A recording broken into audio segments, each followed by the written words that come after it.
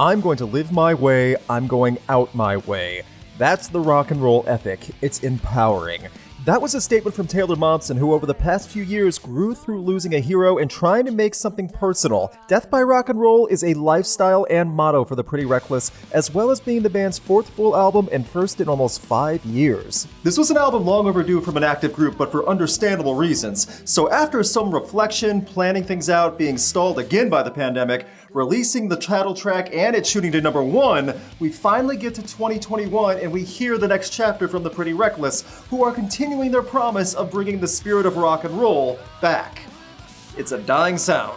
Death by Rock and Roll, running 51 minutes across 12 tracks, including an interlude, finally comes to the public and once again introduces many new listeners to the notion that Taylor Momsen is a legitimate force in the rock world. Make whatever jokes you want about her past work before the Pretty Reckless formed over a decade ago, but the woman has proven herself on the road and in studio. Following up 2016's Who You Selling For, the album is rejuvenation for the group and Taylor's testimony on how music saved her. I've been following the band ever since I first heard Make Me Wanna Die in 2012 on SiriusXM.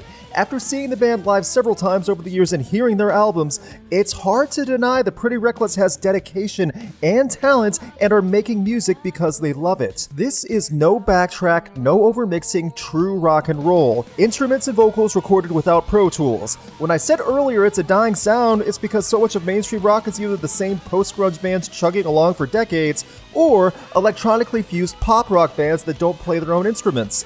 The Pretty Reckless don't fit into any of that. Just by that definition, the Pretty Reckless is a breath of fresh air. Saying mainstream rock radio and hard rock in general have become repetitive through the same 20-plus year bands, butt rock and bro metal, is not an exaggeration. In comes the Pretty Reckless, proving rock can be an actual lifestyle about the music. Weird notion. The title track was a big song in 2020 mainstream rock as it landed at #1 for several weeks on Billboard. The album opens with this song and does a good job setting the baseline for what to expect while working as a strong opener. Good groove, good pace, and the subtle reference to Taylor's past roles is a nice touch. As a single, the song was killer and is a great welcome back for the band. The second single, 25, is my favorite of the album. This is a big song for Taylor and company when she proves she has a flair for big moments in her delivery. The build up to the chorus is huge and the guitar work from Ben Phillips is solid in his progression.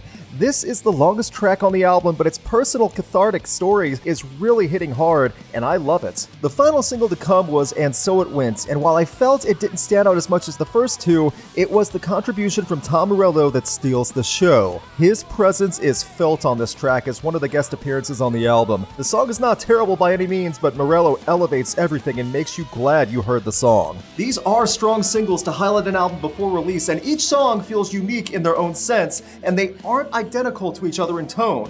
This had me interested in hearing the album in full, even though the singles were spread out by months apart due to the pandemic, and releasing only in time because time is nebulous and no one knows what's going on with schedules anymore. Only Love Can Save Me Now is a beast of a song, and while it steadily opens up in the first half, the song is highlighted by appearances from Soundgarden's Matt and Kim, and wow does this shine bright with their performances. Taylor even said hearing them play is mind-blowing, and this is a tribute to Soundgarden if there ever was one in sound. It's worth checking out. My Bones has a killer drum pound that carries the rhythm, and it's the beat that is prominent behind Momsen's voice. It's foreboding in the storytelling sense through the lyrics, and the moments where Taylor cuts loose a bit is where the song stands out. The My Bones chant does get repetitive, but the bridge comes out of nowhere and has a great change-up. God So High calms the mood down a touch with the piano and acoustics. It's a peaceful flow with the higher notes, no pun intended, standing out well. It's a different sound from what preceded this track in the album thus far, but it's nice, and the piano is a nice compliment to the track as well. After a Halloweeny interlude in Broomsticks, we get Witches Burn with a lot of grunge flashbacks with the hazy effects.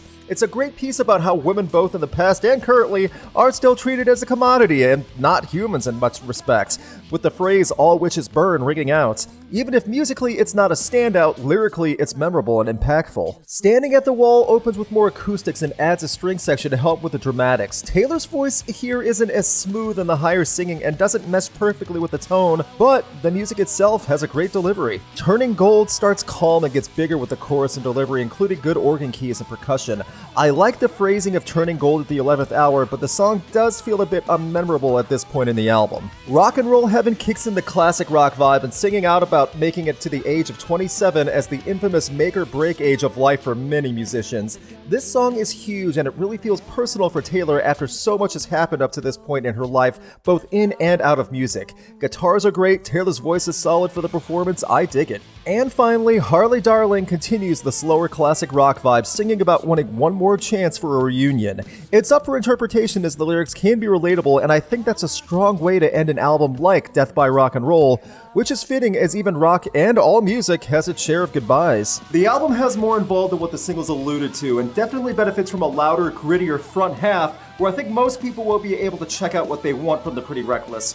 But the second half does have some nice moments as well. You can tell a lot of effort went into making this album, and after so many years without an album, this is a good return for the group. Overall, Death by Rock and Roll is a true rock album with plenty of emotion and variety to make listeners satisfied. The Pretty Reckless once again proved they are a legit band with serious talent and not just a novelty with a famous frontwoman.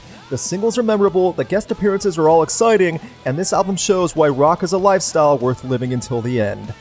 What did you think of Death by Rock and Roll? Leave a comment and let everyone know. Big thanks to my patrons and a special thanks to Brandon Barenfeld, Chris Doman, McKenna White, and Dom Noble. You can have a say in upcoming videos and see videos early by supporting Rocked on Patreon. Please click the link in the video description for more info on supporting the channel. Please subscribe and ring the bell to get notified on upcoming videos. You can check out my concert photography on Instagram, and you can keep up to date with Rocked on Facebook and Twitter.